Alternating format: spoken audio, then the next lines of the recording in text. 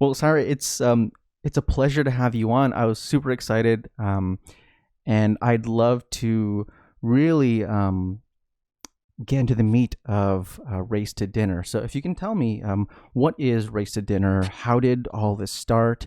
And tell us about your backgrounds, and sort of walk us through when this was a kernel of an idea to where it is now. Which is, by the way, very recently for both. Oh my gosh. This is sort of new, about a year old. And I ran for Congress in 2018, so exactly 2 years ago. And I live in Denver, Colorado, which is a predominantly white district. Mm-hmm. And I was running a explicitly anti-racist platform and talking a lot in the Democratic primary against a white woman. Sorry, I'm hiding in my bedroom because No problem. Lots of people in the house. But I got a lot of requests from white women during that time asking me for coffee, lunch, dinner, drinks, and 99.9% of the time it was for them to let me know that I was wrong about them, that not all white women, not all white people. I mean, I don't have to tell you the whole thing. And it was, I said yes to all of these because I was running for office. And Mm-hmm. in super white Denver, Colorado, you had to court super white voters. And I was running against a super liberal white woman who's been in Congress for now almost 24 years and hasn't really done anything and has said and done some extremely racist things. So Wow. Anyway, I was sort of, really forced to do all of these coffees, breakfasts, lunches, and dinners. And I was out a ton of time, a ton of money, childcare, paying for lunches, paying for dinners. And then I lost my primary in June of 2018. And various things happened to put me on the target of Breitbart, Fox News, all these places. Oh my gosh. This is why, all these crazy Nazis are always after me. It happened about a year and a half ago. Anyway, sorry, let me No turn problem. this off. This is not good. Sorry. Good. Oh gosh. Okay. So anyway, the invitations continued, and there was an uptick, frankly, after all these alt-right papers started writing articles about me. And December of 2018, so this is what, a little more than a year and a half ago. Mm-hmm. Regina Jackson, who's my partner at Race to Dinner, worked on my campaign. That's how we met each other and became very good friends. And she came to me, and we'll call this white woman Karen. Okay? She said, Karen, who used to be a good friend of hers, she said, Saira, Karen called me and said, I'm sick and tired of Saira. She hates all white people. I'm done with Saira. And then Regina starts laughing and she goes, but she wants to know if you can have lunch with her. And I was like, no. And the thing that sent Karen over the edge, the straw that broke Karen's back, that I called Beto O'Rourke a white savior. And I said, and by the way, I donated to Beto's senatorial campaign. I said, if I lived in Texas, I would 1,000% vote for Beto. Mm-hmm. I would canvass for Beto. I would knock doors for Beto's. I would phone bank for Beto. But he's also a white savior. I mean, you can actually walk and chew gum at the same time. Various things can be true at the same time. Of course. And that's what sent Karen over the edge. So I said to Regina, no, I'm not going to have lunch with Karen. However, I had a list of white ladies who had asked me for lunches and coffees and dinners. And I said, how about this? I was like, wouldn't it be interesting if we got these women together? And I was like, let me email my friend Katie, who's a white woman. And I said, let's see if she'll have a dinner party and we can invite these white ladies and you can bring Karen and I'll do it if you come.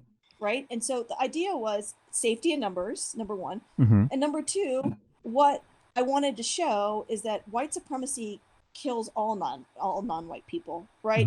Regina is a 69-year-old Black woman. I'm a 45-year-old Indian woman.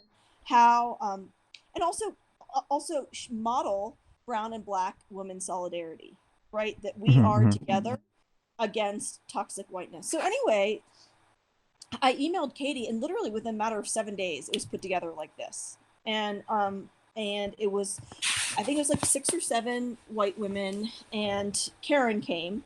Karen went batshit crazy, crying, screaming, and at that dinner, we were leaving, and Regina and I were like, "Holy shit!" I mean, that was some shit. And the only thing we asked of my friend Katie, who hosted the dinner, is have food and wine, Mm-hmm. but also if things get crazy, you've got to step in. What was funny is Karen goes crazy, literally starts crying and super upset, talking about Beto. Uh-huh. And Katie is just sitting there stunned and not speaking. She's like just frozen. Uh-huh. And I like kicked her under the table, and she said, "Oh my God, you all talk about this all the time." And I actually don't think I believed it until I just experienced it, And she was so shocked, and she was like, "Oh my God, Karen, what are you doing? What are you doing?" Like, this is white fragility. So long story short, we leave the dinner, and we're walking out, and Regina and I were saying to each other, we're like, "That was crazy," and like, interesting, whatever, go home. Uh-huh. I take my family to India. And so this is like a year ago, late January of last year. I ran into Karen, and she's like listening to like a podcast about anti-racism. Mm-hmm. And she Mm-hmm. says to me, "You know what, Saira? I figured it out. I understand what you and Regina were talking about. I want to host a dinner." And I was like, okay. So exactly a year ago, it's mid-February of 2019, she has me and Regina over to her house for dinner. Mm-hmm. She doesn't tell the white women who she's invited for the dinner that they're coming to talk about racism. Oh my gosh. They think they're coming for a dinner party. Okay? Oh my gosh. Oh God, you literally can't even make it up. So we're sitting there. Things went so sideways, so fast. White yoga instructor, I'm talking to her about. So imagine, you don't know that you're here for this purpose. Yeah. So everyone's like going around the room, like introducing themselves. And she said, "I'm a yoga instructor." And I was like, "Oh, white people in the United States and Western countries doing yoga, it's like oftentimes cultural appropriation and racism." This woman to her right, white lady in like her late 50s, real estate agent, jumps up, leans over, and tries to grab me by the shirt. What? Like, what? She goes, "What the fuck is wrong with you? You need to apologize to her right now." Again, mind you, none of them know why they're here. And the yoga woman goes, "Oh my God, no, don't apologize to me." And I was like, "I'm not here to apologize to anybody. I'm not apologizing to you." And so white yoga instructor was like, "No, she's right. Like, we are culturally appropriating, and I'm deeply uncomfortable about what I do." And so then the white real estate agent goes, "Well, I mean, why, like, if brown and black women want to be yoga instructors, why can't they?" And before I could even say anything, white lady jumps in, and she was like, "Because yoga studios in Colorado won't hire them." And she was like, "I can tell you that. Like, I've had these conversations with studio owners and seeing people who come in to get jobs, and they will literally only hire essentially white women to do these jobs." So anyway, it was an extremely intense dinner, replete with anger, crying, a white woman sitting to the left of Regina who kept dropping the N-word but kept saying it out loud in the context of we don't understand how much pain she went through. She was roughly Regina's age. And Regina was talking about having lived through Jim Crow as a Black woman. White woman says, "Well, you don't know what it's like. My mom took in all these Black kids and this. I was called an N-word lover," but she kept saying the word, like creating an equivalence between her experience as a white person and Regina's. I mean, it was truly batshit. And I got home. This whole thing must have taken 4 hours, right, from start to finish. I was out, let me think, $80 in childcare costs. I had to have an emergency therapy session with my therapist the next day. And I was so mad at myself.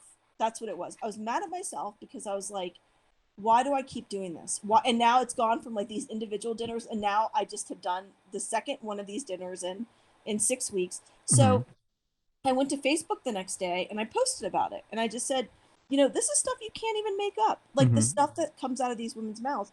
And the next thing it went fully viral. Hundreds and hundreds and hundreds of women, raise their hand. "I want to have a dinner. I want to have a dinner," which we all know white women all want to, like, this is what they want. Like, yeah. Everyone to be like, "Oh my God, how woke you did that." Yeah. And so that's how Race to Dinner was born. So it was a year ago, and that's what happened.